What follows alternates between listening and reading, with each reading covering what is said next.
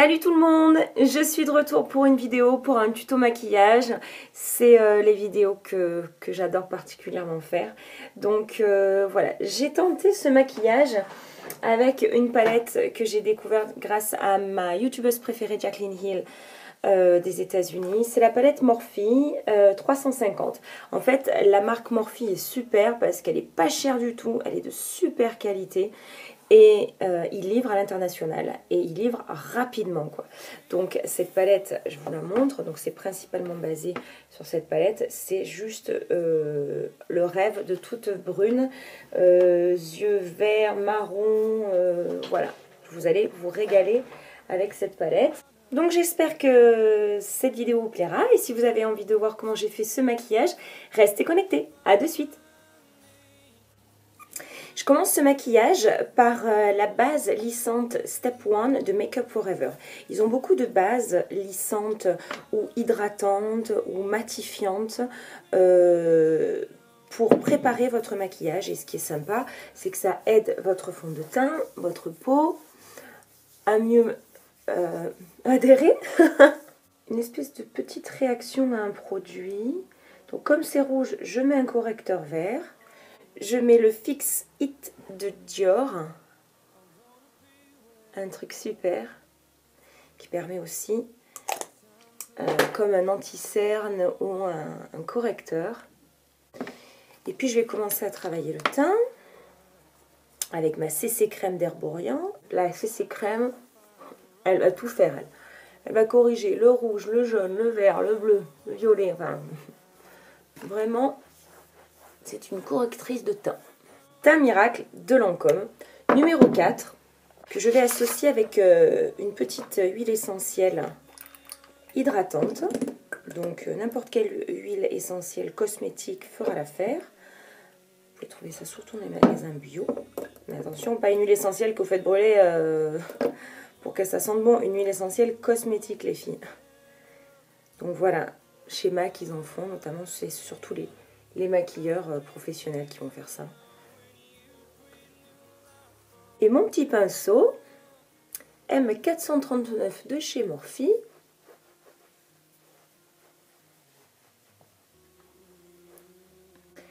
Pour l'anti-cerne de chez MAC, NC20 en couleur Studio Finish Concealer avec une protection 35.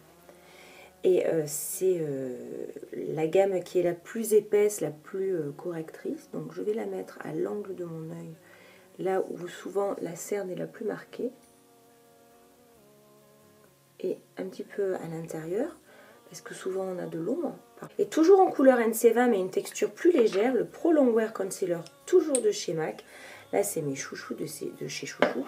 Et hop, je l'étire énormément, même jusqu'en haut de la tempe. Ding, ding, ding, ding, ding, ding. Je vais en mettre un peu là, parce que je vais amener de la lumière, un peu là. Vous allez me dire pourquoi tu mets de l'anti-cerne là. En fait, c'est parce qu'il est quand même plus clair que le reste de mon teint, vous le voyez. Le Kabuki Tapered F86 de chez Sigma. Je viens estomper tout ça. Je pars de là où il y en a le moins pour aller là où il y en a le plus, pour garder la concentration du produit. J'en mets également sur mes paupières parce que les anti-cernes de chez MAC, ils sont super pour pas que ça file dans les petites ridules et sécheresses de la peau.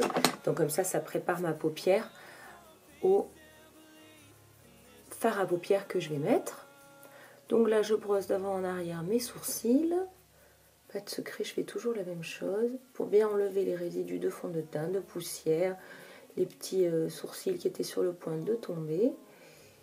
Et là où j'ai des petits manques, j'utilise un crayon qui est dans les tons marron clair, un ton plus clair que mon sourcil. Celui-ci, c'est le Anastasia Beverly Hills Brow Wiz.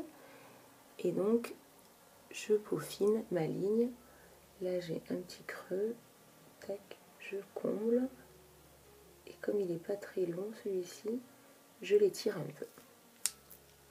Avec toujours de chez Anastasia Beverly Hills, le Clear Brow Gel, donc le gel pour les sourcils. Je fixe un peu tout ça pour pas que ça fasse broussaille à la fin de la journée. Vous savez, les sourcils. version Monsieur Preskovic. La Prep and Prime Translucid Powder, Finishing Powder de chez MAC, juste au niveau de la paupière et de l'anti-cerne. Avec un petit pinceau un petit peu pointu que j'utilise vraiment que pour ça parce que c'est une poudre translucide et je ne voudrais pas ajouter de couleur.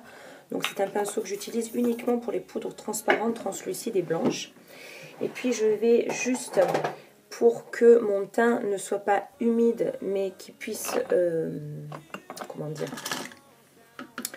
être sec dès que j'applique un peu les fards à joues, le contouring. J'utilise de chez Bobbi Brown la Warm Natural numéro 6 et la poudre compacte impalpable. J'ai essayé 2-3 palettes aussi de contouring et ma préférée, ça reste de chez Too Faced, la Cocoa Powder, qui en plus de sentir le cacao, je trouve qu'elle a vraiment les bonnes couleurs, les bonnes textures. Je vais utiliser celle-là, la Dark Cocoa, avec un pinceau de chez MAC, numéro... Oh, c'est dommage, je l'ai acheté il n'y a pas longtemps en plus celui-là. 108, 103, comme un pinceau blush, sauf qu'il est biseauté et plus étroit. Et je viens juste un petit peu creuser là, un petit peu creuser ici, pour désolé, mais bon. Je me montre au naturel, on a toutes des problèmes. Et je vois pas pourquoi je dois faire semblant que je n'en ai pas. Juste pour les vidéos YouTube, c'est pas vrai, je suis une fille comme tout le monde. Je vais pas faire genre... Je n'en ai pas, j'ai pas de problème, je vois pas de quoi tu parles, j'ai pas de boutons. Oui, j'ai les mêmes problèmes que vous. Pour mélanger un petit peu tout ça, parce que je l'ai à peine mélangé, je vais utiliser une poudre que j'adore, de chez Dior. C'est la Dior Skin Newton Light numéro 3. Je crois qu'ils sont en train de les retirer de leur vente, donc allez-y vite. Moi j'en ai racheté une autre encore là, du coup c'est la numéro 3. J'aime bien parce qu'elle peut faire bronzer, contouring, blush. Elle est vraiment sympa quoi, elle donne bonne mine. Je vais utiliser dans la palette Morphe. Il faut savoir que Morphe et Sigma sont des marques américaines qui livrent dans le monde entier, qui sont pas chères. Morphe est pas cher au niveau des frais de livraison, Sigma est beaucoup plus cher. Par contre, ce qui est génial, c'est que leurs produits eux-mêmes sont de super qualité et qui sont pas chers. Donc là, j'utilise un pinceau un peu plus gros que celui de tout à l'heure, mais qui fait blush. C'est pas tout à fait la même couleur sur la vidéo que en vrai. Je vais mettre le blush. Et attention, ils sont supra pigmentés. Regardez, j'ai pris 2-3 trucs. Mon pinceau était quasi propre. Regardez comme ils sont hyper pigmentés. C'est une qualité de fou pour vraiment pas cher, je vous assure. C'est un truc de fou les filles. Et ça tient. Donc tac tac tac, 2-3 petits mouvements et je monte vers le haut. Là, la poudre illuminatrice de chez Becca faite par Jaclyn Hill, ma youtubeuse préférée, ce joli champagne pêche.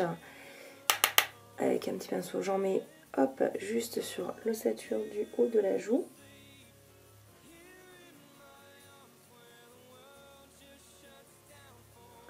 Pour amener de la brillance. Une couleur de transition. Les couleurs de transition, des fois on se demande à quoi elles servent, mais entre autres, celle-ci sont des couleurs de transition. Ça permet en fait de ensuite mieux mélanger les couleurs de finalité. Donc pratiquement, je vais dire, elles sont tellement proches, c'est pas ça qui va changer. Peut-être celle-là est plus abricot si vous voulez, mais j'utilise un pinceau comme un pinceau de classe presque. Et puis je vais utiliser la couleur un petit peu plus chaude, version abricot, et je la mets dans le creux de mon œil comme ça. Vous allez me dire, on voit quasiment rien, mais ça va nous aider dans le travail de finition. Ça fera quelque chose en fait de beaucoup plus doux et de beaucoup plus soft en fait dans la manière dont les couleurs sont dégradées. Vous allez me dire à peu près que bon, en gros c'est marron, on va pas vraiment voir la différence. Par exemple ces deux, ils sont pas mal identiques en fait.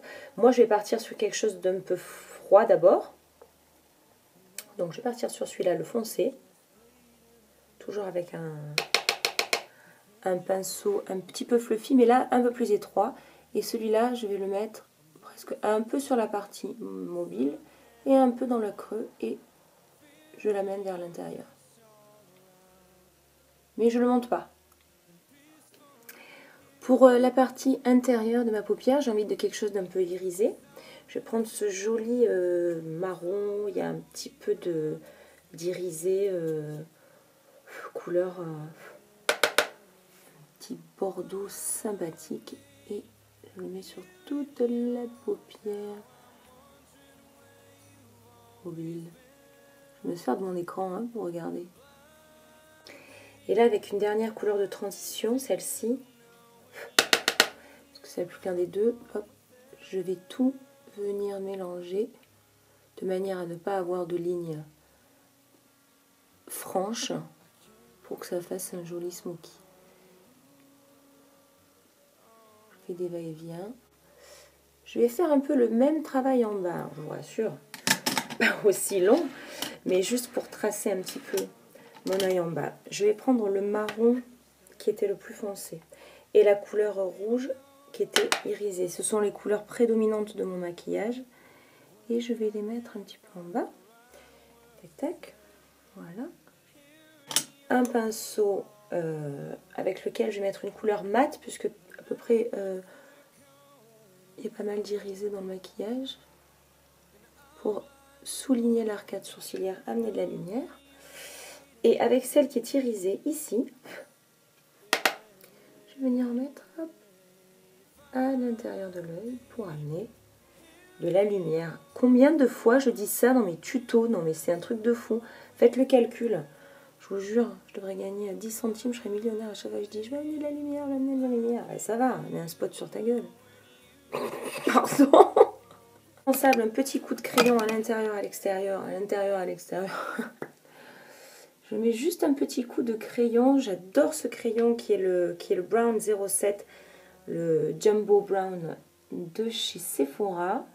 Ils sont assez sympas, ils sont très faciles à mettre. Si vous êtes débutant et que vous ne voulez pas vous prendre la tête, savoir comment on met du crayon, vous pouvez faire ça.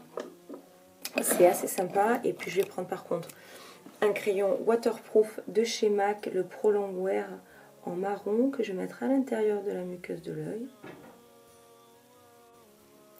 Pour mon mascara, malgré que j'essaye, malgré que je cherche ailleurs, je reste sur mon Dior Extase par sa brosse qui est vraiment idéale pour bien allonger et épaissir les cils. Ma technique, je vous montre, c'est de prendre les cils à la base, de bien appuyer pour bien qu'ils se prennent entre les petits poils, les petits peignes de la brosse. Et vous faites des zigzaguis et vous montez comme ça. Et là, juste en un coup, je ne sais pas si vous voyez la différence entre à droite et à gauche, quoi. C'est un truc de fou. Avec mon petit appareil magique. Et là, par contre, je prends le New Look, pareil, de chez Dior. Je sais pas ce qu'il leur prend chez Dior, là, je vais leur écrire une lettre de réclamation. Ils veulent l'enlever, alors que c'est justement, regardez, la brosse idéale pour faire justement les cils du bas, parce qu'on ne veut pas faire de paquet, on veut juste les colorer. Je vais mettre ce joli petit corail rose qui est dans la gamme Cream Sheen Nippon A35 de chez MAC.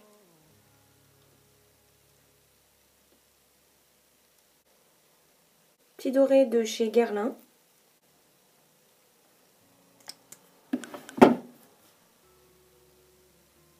J'espère qu'elle vous plaira, cette palette, ou ce tuto, ou que ça vous donnera des idées.